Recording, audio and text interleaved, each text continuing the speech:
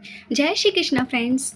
आज की इस वीडियो में हम कार्तिक मास महात्म्य की कथा का अध्याय 5 एवं 6 सुनेंगे। कार्तिक मास में प्रतिदिन कार्तिक महात्म्य का पाठ करना चाहिए अथवा सुनना चाहिए। कार्तिक मास महात्म्य की कथा के अन्य अध्याय की वीडियो मैं अपने चैनल पर पहले ही अपलोड कर चुके हूँ, तो आप वो अध्याय भी सुन सकते हैं। आज हम सुनेंगे अध्याय 5 एवं 6। वीडियो को प्रारंभ करने से पहले फ्रेंड्स, आप सभी से प्रार्थना है, यदि ये वीडियो आपको पसंद आए तो वीडियो को लाइक और चैनल को सब्सक्राइब जरूर कर दीजिएगा। प्रभु मुझे सहारा है तेरा, जग के पालनहार, कार्तिक मास महात्म्य की कथा करूं विस्तार। राजा पृथु ने कहा कि हे मुनि जी, आपने कार्तिक मास में स्नान का फल बताया है, अब अन्य मासों में विधिवत स्नान करने की विधि, नियम और उद्यापन विधि भी मुझे बताइए।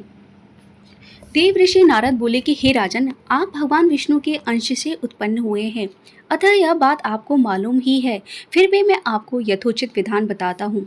अश्विन मास के शुक्ल पक्ष की एकादशी से कार्तिक के व्रत करने चाहिए। सुबह ब्रह्म मुहूर्त में उठकर जल का पात्र लेकर गांव से बाहर पूर्व या उत्तर दिशा में जाएं। दिन में अथवा शाम को कान पर जनेऊ चढ़ाकर पृथ्वी पर घास बिछाकर सर को कपड़े से ढककर मुंह को भली भांति बंद करके थूक व सांस को रोककर मल व मूत्र का त्याग करने के पश्चात मिट्टी व जल से भली भांति अपने गुप्तांगों को धोएं।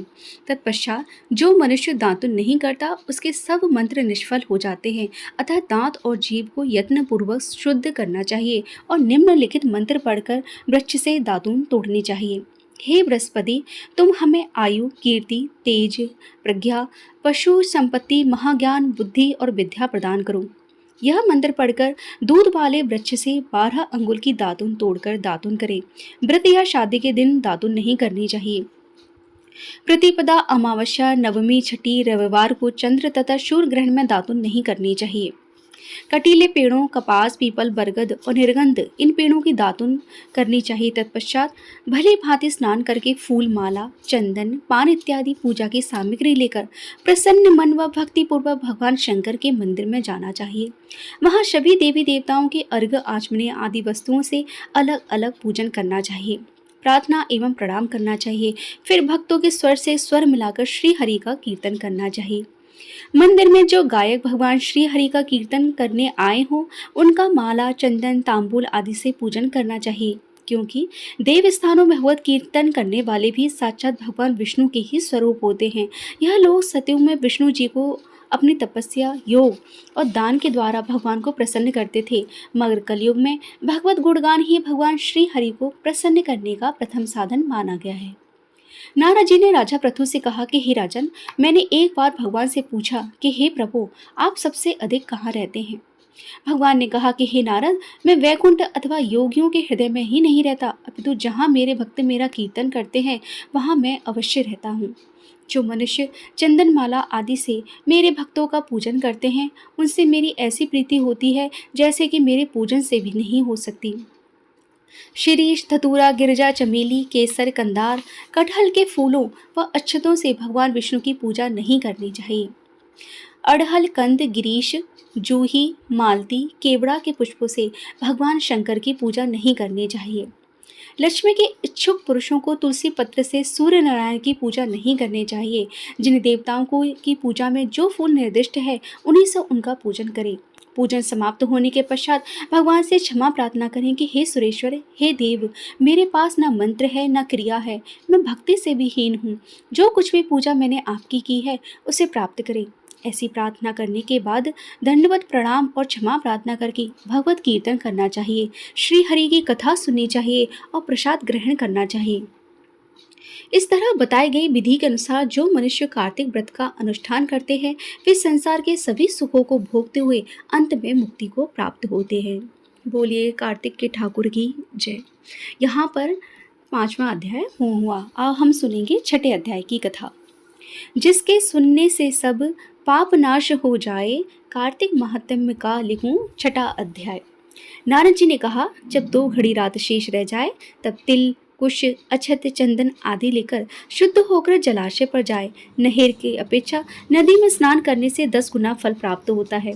नदी की अपेक्षा संगम पर स्नान करने से 10 गुना फल मिलता है तथा तीर्थ स्थान पर स्नान करने से सबसे दुगना फल होता है। स्नान से पहले भगवान का ध्यान करके स्नानार्थ संकल्प करें, फिर तीर्थ में उपस्थित देवताओं को क्रमशः अर्घ्य आचमन दें।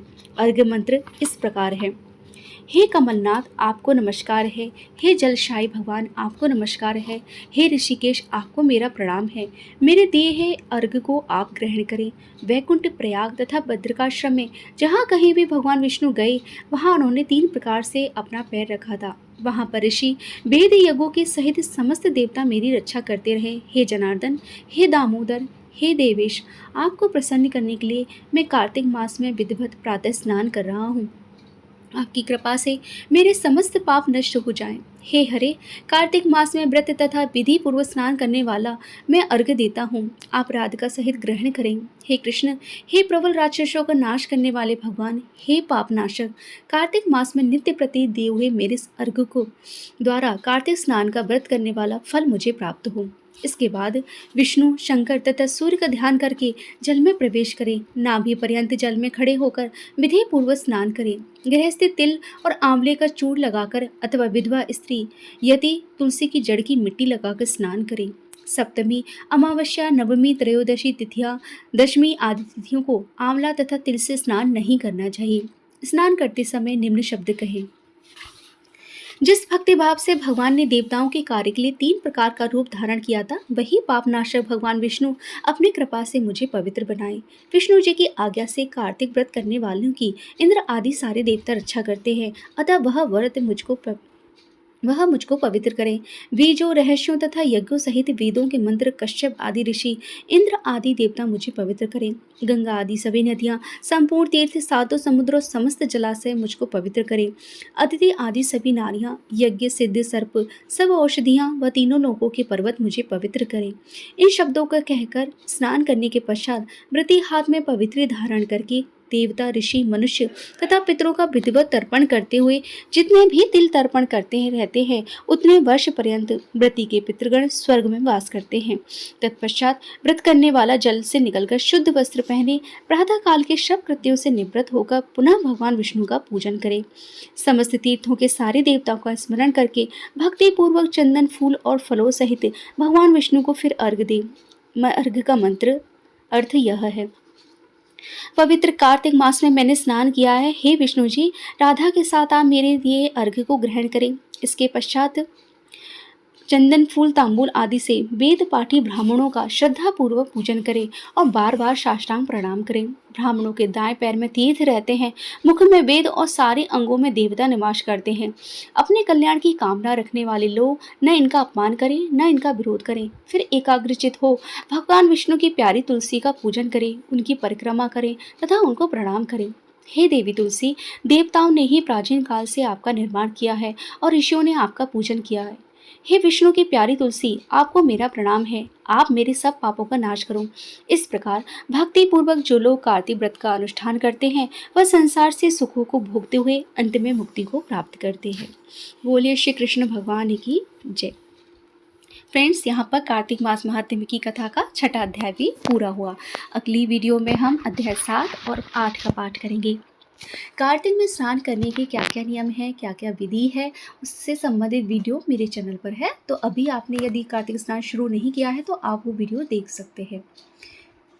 आज की ये वीडियो अगर फ्रेंड्स आपको पसंद आई है तो प्लीज़ इस वीडियो को लाइक कर दीजिए और ज़्यादा से ज़्यादा शेयर ज़रूर कीजिए। चैनल पर फ्रेंड्स यदि आप पहली बार आए हैं तो प्लीज़ इस चैनल को सब्सक्राइब कर दीजिए और बेल आइकन को प्रेस करना मत भूलिएगा, जिससे आने वाले वीडियोज़ के सभी नोटिफिकेशन आपको टाइम से मिल जाए। आज की इस वीडियो को एंड तक देखने के लिए फ्रेंड्स आप सभी का बहुत बहुत धन्यवाद। जय श्री कृष्णा फ्रेंड्स।